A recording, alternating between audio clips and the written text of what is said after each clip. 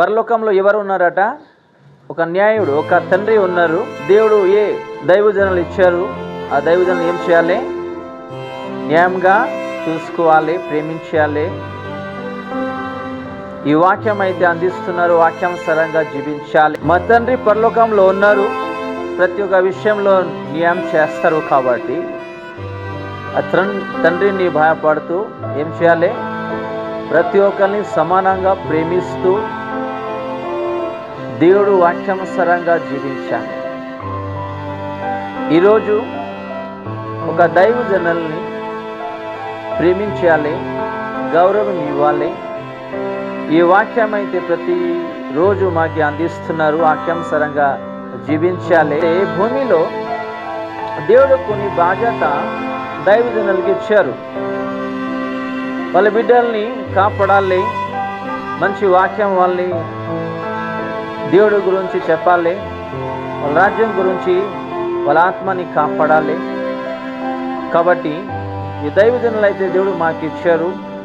ఈ వాక్యం అయితే దైవజనులు అందిస్తున్నారు, ఆ వాక్యానుసారంగా మేము జీవించాలి. ఒకవేళ ఈ యొక్క పాయింట్ ఆలోచిస్తే ప్రపంచంలో ఏమైపోయిందంటే ఒక దైవజనులకి పడకుండా చూస్తున్నాము. ప్రేమ లేకుండా, గౌరవం లేకుండా చూస్తూ మీకు ఈ దైవజనుల దేవుడు ఇచ్చారు, ఈ విశ్వాసి ఇచ్చారు, ఏ కుటుంబం ఇచ్చారు. ఎగ్జాంపుల్, మీరు కూడా వాళ్ళతో ఏం చేయాలి? న్యాయంగా ఉండాలి, ప్రేమించాలి, మంచిగా ఉండాలి. అది ఒకటి మేము నేర్చుకోవాలి. ఈరోజు న్యాయంగా జీవించాలంటే విశ్వాసికి ఏం తెలిసి ఉండాలి?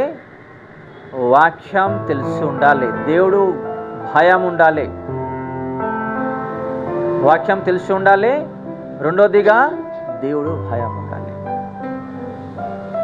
మీరు చూస్తున్నారు యూట్యూబ్లో, ఫేస్బుక్లో, ఇన్స్టాగ్రామ్లో ఒక దైవజనులు ఇంకొక దైవజనుల గురించి చెప్తారు. అది మహా తప్పు. ఒకవేళ ఒక దైవజనులు ఏమైనా రాంగ్ వేలో వెళ్తున్నారు, లేకపోతే మీరు విన్నారు, వాళ్ళ గురించి ప్రార్థించాను. హల్లెలూయా. దైవజనుల గురించి మీరు ప్రార్థన చేయాలి, నేను కూడా ప్రార్థన చేయాలి. ఈ ప్రపంచంలో ఎన్ని దైవజనులు ఉన్నారు, వాళ్ళ గురించి ప్రార్థించాలి, సంఘం గురించి ప్రార్థించాలి, అలాగే విశ్వాసి గురించి ప్రార్థించాలి, అలాగే గవర్నమెంట్స్ గురించి కూడా ప్రార్థించాలి, అన్యుల గురించి కూడా ప్రార్థించాలి, దేశం గురించి కూడా ప్రార్థించాలి. అలాంటి మనసు ఒక దైవజనులతో ఉండాలి, అలాగే విశ్వాసి దగ్గర కూడా ఉండాలి. హల్లెలూయా. ఈరోజు ప్రేమ లేకుండా, దేవుడు భయం లేకుండా, వాక్యం తెలుసు, విన్నాము, ఇక్కడ చదువునాము ఒక రోజు కానీ మర్చిపోతున్నాము. చిన్న విషయం కాదు. ఒక దైవజనులు గురించి చెప్పడం, ఆలోచించడం, రకరకాల మాటలు చెప్పడం అంటే చిన్న విషయం కాదు.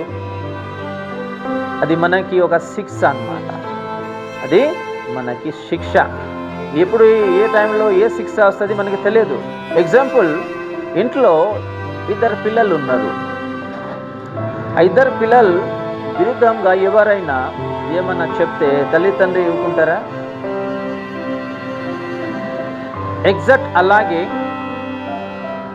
దేవుడు సేవకుడిని ఇష్టసరం ఎవరైనా మాట్లాడితే, అది సేవకుడు అవ్వచ్చు, ఎవరైనా అవ్వచ్చు, దేవుడు మౌనంగా ఉండదు. ఒకరోజు జవాబు తీసుకొని వస్తారు. హల్లెలూయా. కాబట్టి ఈరోజు మొదటి విషయం ఇక్కడ చూస్తున్నాము.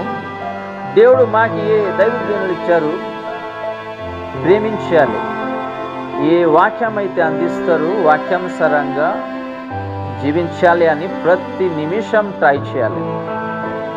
కలిసి ఉండాలి, ఒక కుటుంబకరంగా ఉండాలి. అలాగే సంఘం గురించి, సంఘంలో ఎన్ని కుటుంబం ఉన్నారు వాళ్ళ గురించి, దేశం గురించి, దైవజనుల గురించి, వాళ్ళ కుటుంబం కూడా ప్రార్థించాలి. ఈరోజు ఒక దైవజనులు ఒక దైవజనుల మధ్యనే ప్రేమ లేదు, అండర్స్టాండింగ్ లేదు. మీరు యూట్యూబ్లో చూస్తే మాకు భయం వస్తుంది. ఎవరైతే ఒక దైవజనుల మీద ఇంకొక దైవజనులు చెప్తారు, వాళ్ళకి భయం లేదు కాబట్టి, దేవుడు భయము అలాగే వాక్యం భయం లేదు కాబట్టి ఈరోజు మేము చాలా న్యూస్ కూడా వింటున్నాం. లాస్ట్ ఇయర్ మీరు చూస్తుంటారు, పెద్ద పెద్ద దైవజనులు రకరకాల యూట్యూబ్లో సోషల్ మీడియాలో వచ్చి ఒక అవమానకరంగా మాట చెప్తున్నారు. అలాంటి విషయము ఎప్పుడైనా అవ్వకూడదు. హల్లెలూయా. మా తండ్రి పైన ఉన్నారు, చూస్తున్నారు. మేము అందరం కలిసి మంచిగా సేవ చేసుకోవాలి, అలాగే కుటుంబాన్ని కాపాడాలి, మంచి వాక్యం అందించాలి అనే ఒక ఆశ ఉండాలి, ఒక మనసు ఉండాలి, ఒక నిర్ణయం ఉండాలి, ఒక బాధ్యత ఉండాలి. రెండోదిగా ఏం రాయబడి ఉన్నాయి, అది కూడా నేర్చుకుందాం.